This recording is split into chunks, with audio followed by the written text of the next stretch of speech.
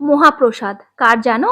জগন্নাথ দেবের। জগন্নাথ দেবের ইস্কনের মন্দির থেকে সবেমাত্র ইয়ুথ ক্লাবের মাঠে এসেছেন জগন্নাথ দেব। জগন্নাথ দেব সবেমাত্র এসেছেন মহাভারতের রথে করে বসে, যার কারণে সিংহাসনের বিরাজমান স্থানটিতে ওনার আসনটি কিছুক্ষণের জন্য খালি ছিল।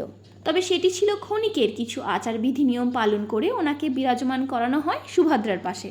রথযাত্রা উপলক্ষে জগন্নাথ দেবের দর্শন হলো। 7 দিন ব্যাপী ধরে চলল নাম সংকীর্তন এবং মহাপ্রসাদ বিতরণ। Veg biryani, veg roll, veg chowmein, ঘুগনি, সিঙ্গারা, এছাড়াও মহাপ্রসাদে ছিল পোলাও, চিলি পনির, গজা এবং পরমান্ন। তবে ইস্কনের মন্দির থেকে আমি একটা নতুন জিনিস জানতে পেরেছি। যেটাকে আমরা বিরিয়ানি বলি, সেটাকে তারা বলে বিষ্ণুভোগ।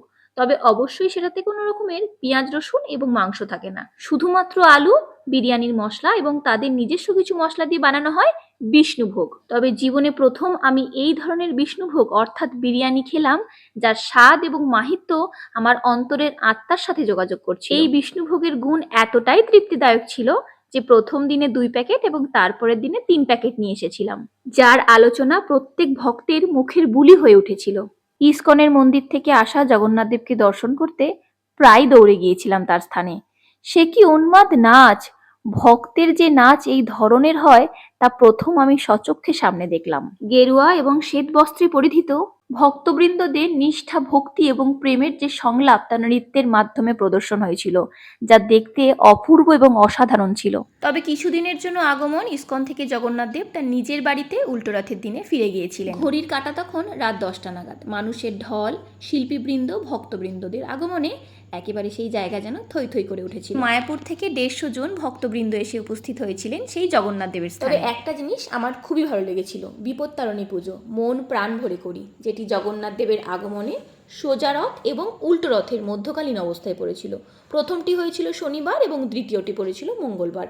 আমি করেছিলাম শুভ মঙ্গলবারে। 7 সকালে শুভ মঙ্গলবারে বড়মা এবং কালী মন্দিরে উপস্থিত হয়েছিলাম। সেখানে মা কালীর কাছে জানিয়েছিলাম আমার আর্জি এবং সন্তানের পরিবারের শুভকামনা চেয়েছিলাম। অঞ্জলি এবং পুজো দিয়ে আমার বিপত্তারণীর ব্রতটিকে সম্পূর্ণ করেছিলাম। শুক্রবার উল্টো রথ। প্রচুর মানুষের আগমনে রথের দড়ির ভক্ত টানে। জগন্নাথ দেব, সুভদ্রা এবং বলরাম ফিরে গেলেন নিজের স্থানে ইস্কনের মন্দিরে। তবে অবশ্য সেই দৃশ্য দেখার সৌভাগ্য আমার হয়নি, যার কারণে তারই টানে পৌঁছে গেলাম ইস্কনের মন্দিরে। রাত তখন 9:30। মানুষের আনাগোনা এবং রথের পর্যায়ক্রমের শেষ দিনে ছিল ঢালাও খিচুড়ি।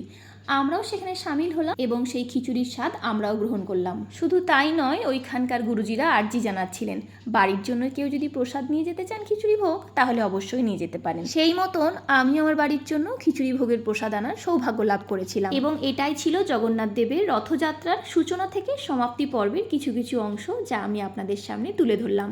জয় জগন্নাথ।